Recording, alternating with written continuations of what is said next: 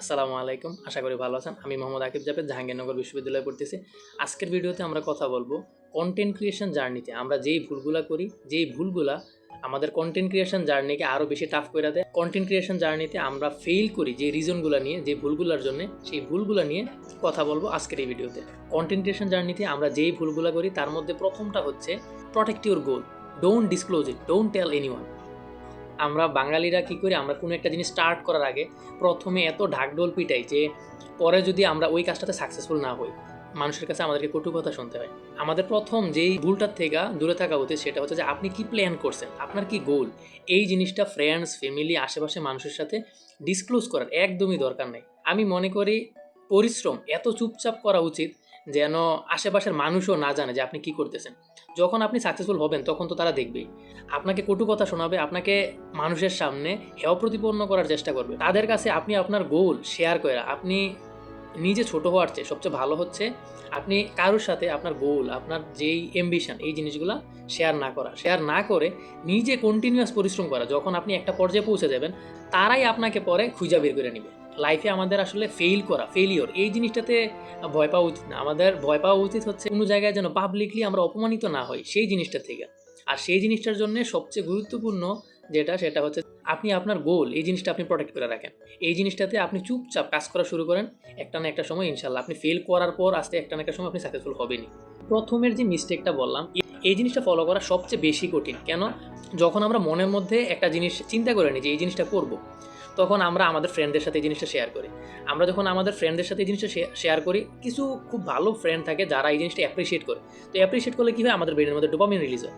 মানে যেই জিনিসটা করার পরে আমাদের ডোপামিন রিলিজ হওয়ার কথা ছিল, কিন্তু আমরা আমাদের প্ল্যানটা ডিসকাস করার কারণে আমাদেরকে যখন অ্যাপ্রিসিয়েট করে তখন হচ্ছে যে ডোপামিন রিলিজ হওয়া শুরু হয়। তো এই জিনিসটা করার প্রতি আমাদের যে আগে ইন্টারেস্টটা ছিল এটা একটু কমে যায়। সো আপনি যতক্ষণ না পর্যন্ত ওই কাজটা করে সাকসেসফুল হইতেছেন ততক্ষণ পর্যন্ত আপনার গোলটা শেয়ার না করাই উচিত বলে আমি মনে করি। Rule number 2, make consistency your big friend. Consistency এই জিনিসটা শুধুমাত্র কন্টেন্ট ক্রিয়েশন জার্নির জন্য অ্যাপ্লিকেবল, জিনিসটা এরকম না। আপনি কনসিস্টেন্সি এই জিনিসটা আপনি আপনার লাইফের প্রত্যেকটা জিনিসে আপনার লাগবে। আপনি জব করেন, আপনি বিজনেস করেন, আপনি একটা স্টার্ট আপ দাঁড় করাইতেছেন, আপনি স্টুডেন্ট পড়ান, আপনি যেই জিনিসটাই করেন না কেন প্রত্যেকটা জিনিসে কনসিস্টেন্সি লাগবে।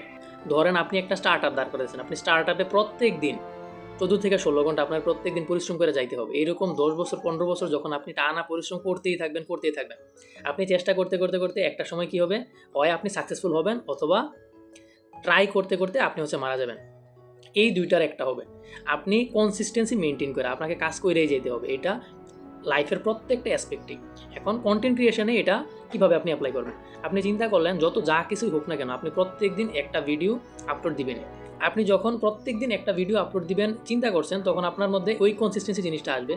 আপনি 1 বছর 2 বছর 5 বছর যখন এরকম করবেন, একটা না একটা সময় আপনার কন্টেন্ট ক্রিয়েশনও আস্তে আস্তে ইমপ্রুভ হবে। প্লাস এই কনসিস্টেন্সির মাধ্যমে আপনি একটা সময় আপনার ব্র্যান্ড বিল্ড করতে পারবেন, আপনি একটা সময় সাকসেসফুল হওয়ার একটা চান্স তৈরি হবে।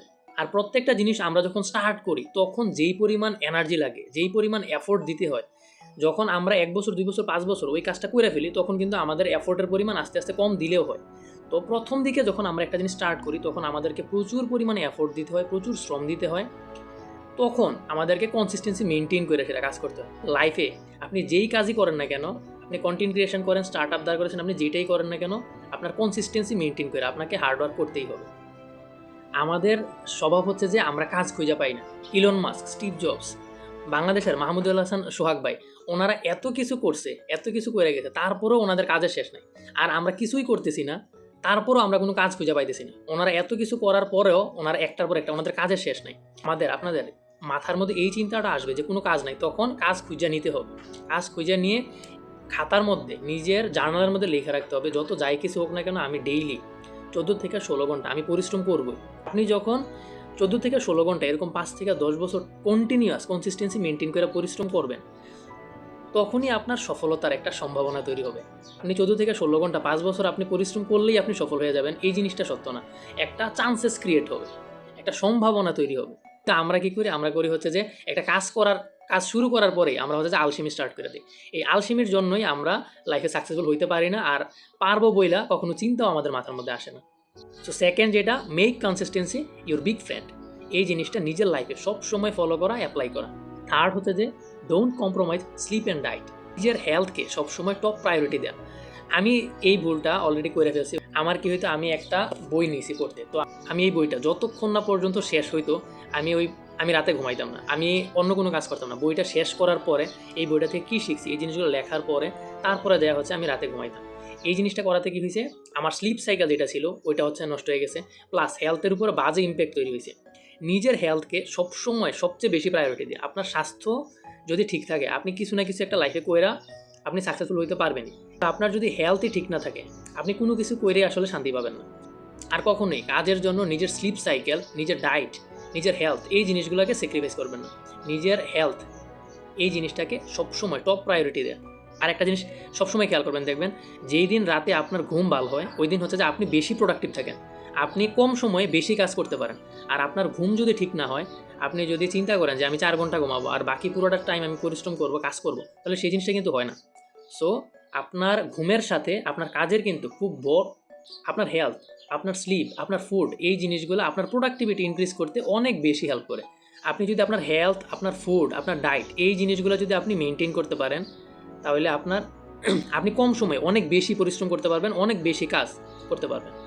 আপনাদের কাছে আমার পরামর্শ থাকবে, আপনারা 3-4 ঘন্টা ডিপ ওয়ার্ক করার পরে আপনি হচ্ছে যে 15 মিনিট, 20 মিনিট, 30 মিনিটের আপনি একটা ব্রেক নেন। ওই সময় আপনি কোনো কাজ করবেন না, আপনি ফোনে স্ক্রোলও করবেন না, আপনি চুপচাপ জাস্ট চোখ বন্ধ করে আপনি যেই কাজটা করছেন এটা নিয়ে আপনি চিন্তা করতে পারেন। আপনি যেই কাজটা করছেন এই কাজটাকে আপনি আরও কীভাবে ইমপ্রুভ করবেন এই জিনিসটা আপনি চিন্তা করতে পারেন। আপনি সামনে কী করবেন ওই জিনিসটা নিয়ে আপনি চুপচাপ চিন্তা করলেন, আপনি একটা জিনিস লিখলেন। 2 ঘন্টা, 3 ঘন্টা, 4 ঘন্টা ডিপলি একটা কাজ করার পরে 20 মিনিট, 30 মিনিটের একটা ব্রেক। এই ব্রেকের মধ্যে একদম টোটালি আপনি অন্য কোনো কাজ করবেন না, একদম চুপচাপ আপনি চাইলে ঘুমাইতে পারেন, চুপচাপ 30 মিনিটের একটা পাওয়ার ন্যাপও আপনি নিতে পারেন। এটার মাধ্যমে আপনার প্রোডাক্টিভিটি ইনক্রিজ হবে, প্লাস আপনার যেই কাজটা করতে আপনার 8 ঘন্টা 10 ঘন্টা লাগতো এই কাজটা আপনি ডিপ ওয়ার্ক করার মাধ্যমে 3 ঘন্টা 4 ঘন্টায় করতে পারবেন। আমরা অনেকেই করি কি, আমরা 8 ঘন্টা 10 ঘন্টা 15 ঘন্টা 16 ঘন্টা আমরা পরিশ্রম করি, কিন্তু আলটিমেটলি দেখা যায় যে আমরা 16 ঘন্টায় যেই কাজটা করছি এই কাজটা আসলে 8 ঘন্টায় করার মতো কাজ। আপনি যদি ডিপলি ওই কাজটা করতেন আপনি 6 ঘন্টা 7 ঘন্টা ওই কাজটা করে ফেলতে পারতেন, কিন্তু ওই কাজটাই আমরা আমাদের স্লিপ সাইকেলটা ঠিকঠাক মতো মেনটেন না করার কারণে আমরা 8 ঘন্টার কাজটা আমরা 16 ঘন্টা লাগাই ফেলি। সো এই জিনিসটা থেকে বিরত থাকা, ডিপ ওয়ার্ক করার পরে আপনি রেস্ট নিয়ে তারপর আবার ডিপ ওয়ার্ক করতে পারেন, তাহলে আপনার প্রোডাক্টিভিটি আরও বেশি ইনক্রিজ হবে।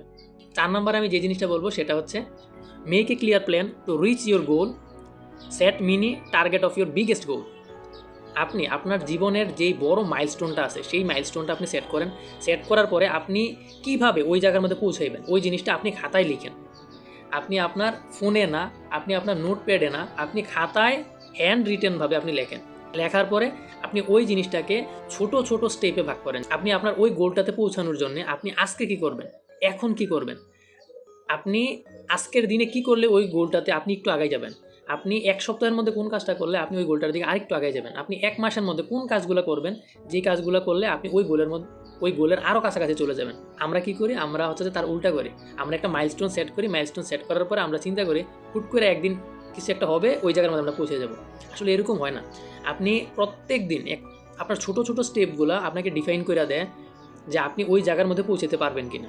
আপনি প্রথমে একটা বড় অ্যাম্বিশিয়াস গোল সেট করেন, তারপরে আপনি প্ল্যান করেন আপনি কীভাবে ওই জায়গায় পৌঁছাবেন, তারপরে আপনি ছোট ছোট স্টেপ নেন ওই গোলে পৌঁছানোর জন্য।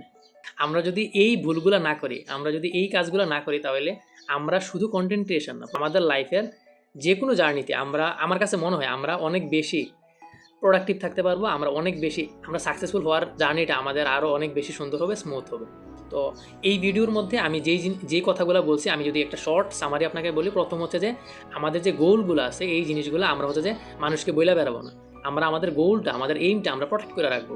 সেকেন্ড হচ্ছে যে make consistency your big friend. চুপচাপ নিরিবিলি কাউকে কোনো কিছু বলার দরকার নাই, আমরা প্রত্যেক দিন 14 থেকে 16 ঘন্টা আমরা হচ্ছে যে কনসিস্টেন্সি মেনটেন করে ডিসিপ্লিনের সাথে কাজ করে যাব। আমরা যদি 10 থেকে 15 বছর পরিশ্রম করে যেতে পারি, ইনশাল্লাহ একটা না একটা সময় আমরা সাকসেসফুল হবই, এই সম্ভাবনাটা আমাদের তৈরি হবে। আর হচ্ছে যে বড় অ্যাম্বিশিয়াস গোলটা অ্যাচিভ করার জন্যে আমরা আমাদের স্লিপ, আমরা আমাদের ডায়েট, আমরা আমাদের হেলথকে স্যাক্রিফাইস করবো না, আমাদের হেলথকে, আমাদের ফ্যামিলিকে আমাদের টপ প্রায়োরিটিতে রাখবো। ফোর্থ হচ্ছে যে আমরা বড় অ্যাম্বিশিয়াস একটা গোল সেট করব, কিন্তু এই গোলটা অ্যাচিভ করার জন্যে আমরা ছোট ছোট স্টেপ নেব। সবাই ভালো থাকেন, ইনশাল্লাহ দেখা হবে বিজয়ে। আসসালামু আলাইকুম।